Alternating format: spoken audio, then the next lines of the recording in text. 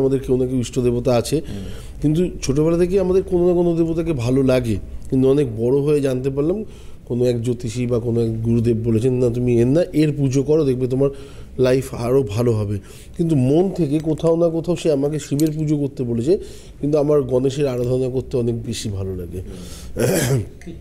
গীতার 6ষ্ঠ অধ্যায় যদি পড়া যায় তাহলে জানা যাবে যে সবথেকে বড় জিনিস, আমার যে দেবতাকে ভালো লাগছে বা আমি যে দেবতাকে খুব বেশি পুজো করতে আমার মন চায়, আরাধনা করতে মন চায়, সেই দেবতার প্রতি যখন আমি অন্য দেবতার প্রতি আমাকে কেউ যদি বলে দেয়, আমি তাকে যদি পুজো করি, আলটিমেটলি আমি যদি শিবের পায়েও ফুলটা দিই না কেন, সেই ফুলটা কিন্তু সোজা গণেশের পায়ে গিয়ে পৌঁছাবে, মানে ওই মনের দেবতা পৌঁছাবে।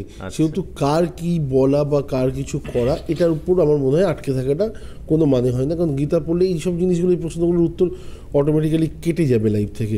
তো ইষ্ট দেবতা আমার যেই হোক না কেন, বা আমি আমার তরফ থেকে যাকে ভালো লাগে, আমাকে বললো যে একে পুজো করলে হয়তো তোমার তত উন্নতি হবে না, কিন্তু আমার উন্নতির জন্য যদি আমি আমার ভগবানকে চেঞ্জ করতে হয়, তাকে চেঞ্জ করলেও সে কিন্তু আমার ফুলটা অটোমেটিক্যালি আমার যাকে মন চাইছে তার কাছে পৌঁছে দেয়। এটাই হচ্ছে আমাদের ধর্মকথা অনুযায়ী গীতার একটা পার্ট।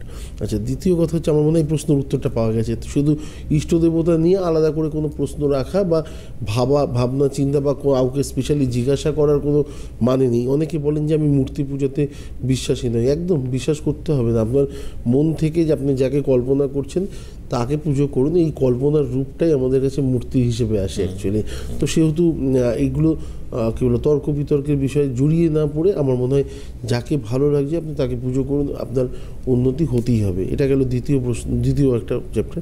আর প্রথম হচ্ছে যে বাবা মার সাথে কেন সন্তানের যে দূরত্ব, 3টে সন্তান থাকলে বা 4টে সন্তান, একটু আলোচনা করেছিলাম বিষয়টা নিয়ে। তা সত্ত্বেও বলি যে প্রথম কথা যেটা হচ্ছে যে বাবা মা সব সময় প্রত্যেকটা সন্তানকে সমদৃষ্টিতে দেখে। এবারে এই 3টে সন্তানের মধ্যে কারোর দায়িত্ব নেওয়ার ক্ষমতা অনেক বেশি, কেউ একটু বেশি কী বলবো হাসি ঠাট্টা মজা নিয়ে থাকতে ভালোবাসে, আর কেউ অত্যাধিক গুরুগম্ভীর, সে হয়তো এত দায়িত্ব বা এত ঠাট্টার মাঝামাঝি আসতে কখনোই চায় না, নিজেকে একটা জায়গায়, আমরা অনেকে ইন্ট্রোভার্ট বলে থাকি তাদেরকে।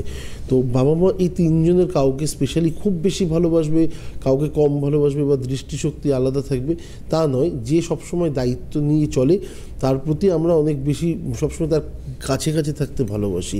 এবার সমাজ সংসার যদি দেখে তাহলে মনে করবে যে না, তাকে আমরা অত্যাধিক বেশি ভালোবাসি। এটা কখনোই না, কারণ বাবা মায়ের মুখে একটা ডায়লগ সবসময় শোনা যায় যে হাতের যে আঙুলটাই কাটো না কেন আমার সেমই লাগবে, তাই না? যন্ত্রণাটা হয়তো সেম থাকবে। কিন্তু দ্বিতীয় জায়গায় আসছে যেটা হচ্ছে যে জন্মছক অনুযায়ী যদি আমি বিচার করি, অনেক সময় সন্তানের সাথে বাবা মায়ের যে দূরত্বটা তৈরি হয় বা বাবা মার অনেক সময় অপছন্দের কারণ হয়ে যায়, সেই কারণগুলো হচ্ছে জন্মছকে দেখা গেল কোথাও না কোথাও মঙ্গল শনি, যেটা বাবার তরফে কাকা জ্যাঠা পিসি বাবা মা প্রত্যেকের সাথে না সন্তানের একটা আলাদাভাবে ডিস্টেন্স তৈরি করিয়ে দেয়। এই ডিস্টেন্সটা কোথাও না কোথাও মনে হবে যে তার দায়িত্ব নেই সংসারের প্রতি, তার কোথাও সে হয়তো প্রচুর দায়িত্ব পালন করছে, সে অনেক কিছু করছে, কিন্তু তাদের দৃষ্টিশক্তিতে সে অনেক বেশি অন্যায় করে, অনেক বেশি নিজের মতো থাকতে ভালোবাসে, সে এত বেশি। এটা ছকের জন্য, এটা ছকের জন্য, এইটা মানলাম। দ্বিতীয় পয়েন্ট আমি মানলাম, সিলেবের প্রথমটা আমি মানতে পারলাম না, হতে পারে ডিফার হতে পারে, আলোচনা তর্ক হবে। হ্যাঁ, বাবা মার কাছে প্রত্যেকটা সন্তানই সমান, এটা আমাদের বিশ্বাস। কারণ যখন আমরা সেই জায়গাটা বিলং করি তখন অটোমেটিক্যালি আমরা দেখি যে মনে হয় যে কোথাও না কোথাও ছেলে ভাবে যে মেয়ের থেকে ছেলেকে বেশি ভালোবাসা হচ্ছে বা মেয়েকে কম ভালোবাসা হচ্ছে। এটা কখনোই আমার মনে হয়, অ্যাটলিস্ট আমার তরফ থেকে বা আমার ফ্যামিলির তরফ থেকে আমি কাউকে দেখিনি, তার জন্য আমার এই জায়গাটা আমি ফিল করতে পারি না হয়তো। কিন্তু হ্যাঁ, অনেক ক্ষেত্রে অনেক পরিবারের মধ্যে হতেই পারে যে বাবা মার সাথে 3 ছেলে থাকলে 1 ছেলে খুব বেশি কাছে, 2 ছেলে একটু দূরত্ব অবশ্যই রাখে। তো এবার ব্যাপারটা হচ্ছে যে সেই 2 ছেলেও হয়তো অত্যাধিক গুরুত্বের সময় বাবা মার দায়িত্ব পালন করছেন, সমস্ত কিছু করছেন, কিন্তু তা সত্ত্বেও তারা একটুখানি ডিস্টেন্সে রয়েছে। আরেক ভাই হয়তো সাম এক্স ফ্যাক্টর, হয়তো সেটা মেবি এই ছকের কারণের জন্য হতে পারে। ম্যাক্সিমাম ক্ষেত্রে ছকের ক্ষেত্রেই হয়। এবং হ্যাঁ, এবং তাদের জন্মছকে গ্রহ দোষ আমরা বলি না, দেখবে বৃহস্পতি যদি কোনো কারণে বকরি থাকে বা বৃহস্পতি যদি কোনো কারণে 6 হাউস 8 হাউসে যদি থাকে, তুমি দেখবে যে গুরুজন স্থানীয় ব্যক্তিদের থেকে সেই জাতকের দূরত্বটা একটু হলেও থাকবে। এগুলো